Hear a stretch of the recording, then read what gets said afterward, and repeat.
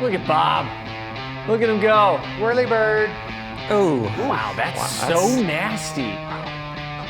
Okay, Bob, what was the? Wow. I mean, what's the pitch? What's the pitch? What's the go-to pitch for Bob Walk? Michael, what do you think it is? I'm gonna go with the sinker, the fastball. Yeah. Let's bring him in right now. We'll ask him himself. Bob Walk joins us along with Spanky. Now we got everybody. Everybody's here. Let's go. This is awesome. Bob, so happy to have you with us. A little bit of a rain delay, but that's okay. All right, we're just going to start off with that. What was the pitch? What was your number one pitch when you were pitching? What did you like the most? A four-seam fastball. I like to kind of overpower people that first time through the lineup and then, go to something off speed later on. Look at Spanky. Look at Spanky. Catchers don't lie. What do you got, Spanky? I can tell you this. Walkie did have a four-seamer. We used it on occasion, but he had a nasty sinker. Devastating overhand curveball. I mean, really outstanding. Tabletop. He's lying. Yeah, but his sinker was as good as there was. And, sorry. Yeah, he was a natural sinker. He didn't cheat like a bunch of other guys. It was the real deal. Yeah, right. So, but yeah, I'm thinking, when I think of Walkie, I'm thinking sore hand from that heater, that sinker that was like a bowling ball, and that good overhand hook that I had to block in the dirt every other pitch. How many years? He says I didn't cheat, but he might remember this. This is like one pitch out of a million he just caught. It was in, I think it was Philadelphia, and I walked off the front edge of the mound and asked the catcher, or not the catcher, Spanky was the catcher, the umpire, made sure I had the count right. I wanted to experiment throwing a spitball for the first time in my life. Yes. So I walked off, and as I asked the umpire, I says, "Is it 2-2?" And I licked my fingers because back then you had to get off the dirt to lick your fingers. So I made it look like I was just licking my fingers off the dirt. But I put the ball back and I got the flat spot right where my wet fingers were. Walked back up on the mound. Normally I had the ball in my glove when I looked for the sign, but now it's in my hand. And so I went ahead and threw the pitch. I have no idea what happened. Probably nothing. But then afterwards, Spanky said to me, he goes, "Next time you try and throw a spitter, don't tell the whole stadium you're going to do it." I don't know if you remember that or not, Spanky. Yeah, Walkie, he had the guiltiest look on his face. I mean, it was like he had just reached into the candy jar and got nabbed. When I did it, I thought it was going to be cool, but then when I did it, I thought everybody in the ballpark staring right at me. I just felt guilty. And they grabbed the baseball, so we did have a chat about it, and I go, "Look, this is when you do it." And so he flirted with it every now and then, but he didn't need it. His sinker was that good. How many years did you guys play together? 6 or 7, I guess. I don't know. How you moved on about the time I retired, so I don't remember how long that was. So. What's that? About how many years we played together? That could be 6, maybe 6. 6 years. 6 years. Yeah, 87. Let me tell you another 92. thing. Let me tell you another thing. This is how Spanky was. This is how catching is more than calling pitches and stuff like that. I mean, I was always shaking no anyway. Oh, but it was like having a kind of a relationship that almost goes beyond a professional relationship with your catcher. Chicago, he comes walking out to me. Mark Grace is hitting, and he hit probably lifetime 350 off me or something. So he walks out, and I'm telling him, I'm saying, "Hey, maybe we could try something different with this guy." I go, I can't get him out. And he looked right at me and he goes, "I got an idea." He goes, "Let's try for one time anyway, not going 2-0 on him every time he gets up there." it's a good plan. I mean, and so that now you wouldn't normally say that to your pitcher, that might put him in a, kind of a negative frame of mind. But he said that to me, and then he turned around, and walked back, and we went 2-0 on him. But that's the kind of relationship we had. I mean, we just say whatever was on our mind to each other, and we didn't worry about feelings or anything like that. That's just that's the way it was. And I don't think I ever, with any other catcher, came close to having that type of relationship. I absolutely love that. And talk about Charles' relationship with Ray Miller, because I've heard a lot of great things. Not somebody I've met, but he had to balance out you two guys, and I know that had to be hard. Spanky, you can go first if you want. Yeah. You know what, Ray was great. His preparation was great. He had note cards on every opposing hitter. We'd have a pitcher catcher meeting with Ray before every start. Walkie didn't listen, didn't matter, but I listened. Walkie was counting on me listening. But it was funny because, Ray Miller, came out to the mound one time in Philadelphia. And Walkie had issues at Veterans Stadium. He had demons there. And he is calling off every sign that I put down. And it doesn't matter. I have now put it down, the sign that I don't want him to throw, because I know he's going to call it. He's going to shake me off. And so Ray comes out. He goes, "Look, Jimmy's having a bird. What is going on?" And Walkie goes, "It's my fault. It's my fault. I'll just," and he goes, "All right, just put something down and I'll throw it." So I go back there. I go, "Finally, thank goodness, right? Put something down." He shakes. I just wave with my hand. "Just throw whatever you want. I'll do my best." As he was walking back to the mound, I knew exactly what I was going to do after I told him, "Just put something down, I'll throw it. I don't care." Shake right away. He walks back. He gets in his crouch. I can see him get a little thinking, and he put down a sign, and I just knew. And so then he put one more sign down. It was a fastball, but he used a different finger than he usually does. I knew that's where that was going. Yeah, right.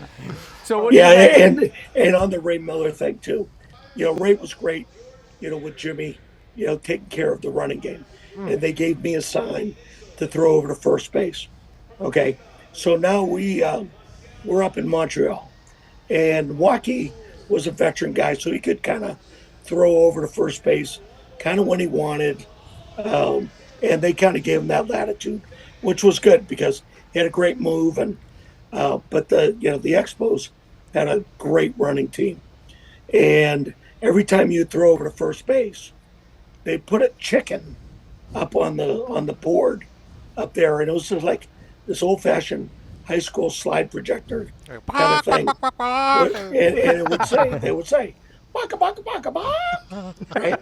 And so Walkie and I decided before this one game that we're going to see how many chickens we can get up there.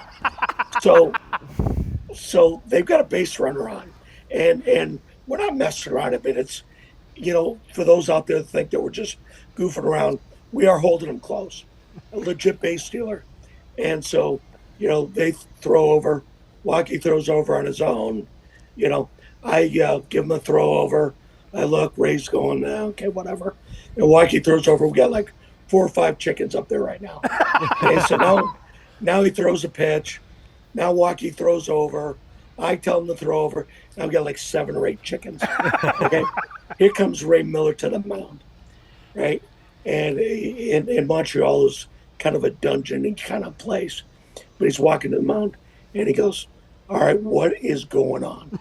And I just say, "Well, we're trying to let's see how many chickens we can get up there on the board." And Ray had to bite his tongue, right? And he just does an about face, and he walks back to the dugout. And Leyland meets him right at the dugout, and he's like, "What is going on?" And Ray tells him, and Leyland starts laughing. And now I go, "Oh, this is carte blanche. We're going to set the record for chickens tonight." We just kept throwing over after that. Everything we could do. So we didn't get the record. We ended up coming in second. But I think we didn't know what the number was. So we could have got the record. Well, we didn't know until the last year they played at that stadium. The English-speaking newspaper, I can't remember, what was that called, Spank? Do you remember? Doesn't matter. But it had different things that had happened for the Expos over the years. And sure enough, there was who had the most chickens up there. They had the top 3. We were number 2. I think we came up 2 or 3 short. But it was pretty cool.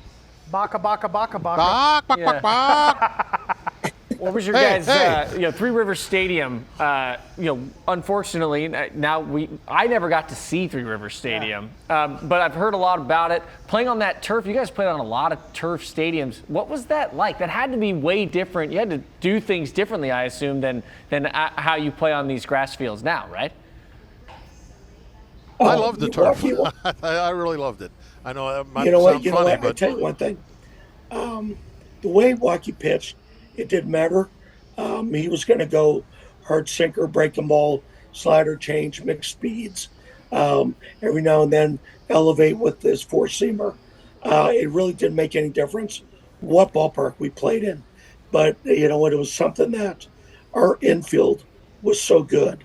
You know, with Jay Bell and Jose Lean. We had Sid over at first. We had Jeff King over at third. Bouchel was over there for a little bit. Our infield was so good that you wanted to hit the ball on the ground. I mean, of course, if it was up in the air, you had Andy and Barry, you know, that could run everything down anyway. So, I mean, our defensive team was outstanding. And really, we never, or I never called, you know, to what, you know, our stadium, you know, what stadium we were in. Didn't make any difference to me. You know, I'm glad you brought that point up, because people have talked about those teams, especially those 3 years. That, you know, what was their best aspect? You know, they would talk about. Usually they talk about the hitters, but every now and then they give the pitching a little bit. But the defense of those teams was just incredible, and that, I think, was as important to us winning those 3 years as anything else. That they caught the ball, they ran and got them out in the outfield. It was tough to even give up an extra base hit sometimes. There was no gaps, and the infield was rock solid, especially on that's why I like turf, because no bad hops, and Jay and Chico on the other side, you know, they had excellent range. They'd play back well behind that line and go left to right on that turf with no problems at all. And it was such a pleasure to pitch in front of that defense. Did that make you more comfortable? Men's soccer. I guess he's catching Tim Wakefield again. Yeah. Did that make you call the game any different on home or road splits? I mean, because back in the day, they would literally make the field play to that home team's advantage. Obviously, you guys had an incredible defense. They could run. But did you do anything different when you went on the road? Oh, not really. I mean, there really wasn't. You know, it was kind of like we had the type of team that we're going to go out there and we're going to go, look, this is what we got. You change to beat us. We weren't going to change to try to beat you. And at the time, we had that type of team where we were that good. And so why change something that was working for you, regardless of, you know, what stadium you were in? I don't think it made any difference. You know, the only, you know, difference really was like wind blowing out at Wrigley. There's only so many things that you could do, you know, just pop-ups, literally pop-ups. We're going out of the ballpark. But everything else was pretty much the same for us. Love it. Yeah, you could. There's no reason to change. I mean, yeah. What's Spanky going to do? Is try to have me strike somebody out? That wasn't going to happen. Well, you're going to shake them off anyways. I get three strikeouts a game. 2 of them were the pitcher, and then somebody would chase a bad pitch somewhere else. And well, you would have had more if you didn't shake off Spanky. Yeah, Spanky knew better. Well, that's man. what I learned my lesson when he was hanging out of the press box that day. I was like, wow. I'm looking up there. He does know what he's talking about. What was it, Bob, that really, like, you know, those teams, 90, 91, 92, you talk about the defense, but we were talking with Spanky about the relationships among the players and the leadership that Leyland had. Can you just talk about that a little bit and how that helped separate that team from other teams that you played with? You know, I've never been on a team that had that kind of relationship. Now, I played on a World Series team in Philadelphia. But it was like a room full of Hall of Famers, and they were older than I was, and, you know, there was kind of some levels that you didn't cross over. Those Pittsburgh teams, everybody crossed over every 2 seconds. Everybody talked to everybody. I couldn't wait to get to the clubhouse, different than it is nowadays, because the clubhouse is not so big. There's no little rooms you can go hide in. Everybody sat in front of their locker and looked at each other, and, you know, it was all like, well, what's Heaton going to say next? You know, that's kind of the way it was, and it was always funny, guys getting on guys, and it was a great time in that clubhouse, and that had to play a part in it too. I don't think I was ever saw a team that liked each other and got along better than those guys in that clubhouse. Everybody always, it didn't matter who you were pulling for each other, and occasionally, like a bunch of family, big brothers and stuff living in the same. There were some tussles in this clubhouse too, occasionally. You know, it was. You know, they didn't back then. There was no social media. Nothing ever got out. But yeah, there were some issues. But the next day it was all over, and it was it was like family. I know that the 79 team kind of has that, that's their name. But for me, and I bet you Spanky feels the same way, everybody in that clubhouse was like a family.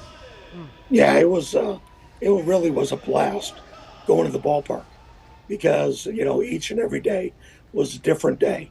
And Walkie and I sat next to each other and put us over in the corner so we wouldn't mess around with too many people. We had John Smiley that was there that, he put on his heavy rock and just tune us out. But there'd be times whenever, hey, Walkie, things are a little down today. Let's see if we can stir stuff up. And then it was just like, okay, somebody would say, you'd say something to somebody. And then as he said, she said, before you know it, we've got a full-fledged argument going. Everybody's screaming.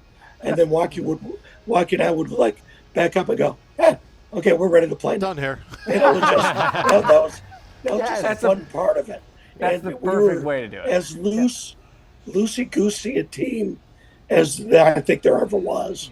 And when it was time to cross the white line, then we were something to deal with. We were a bunch of badasses then.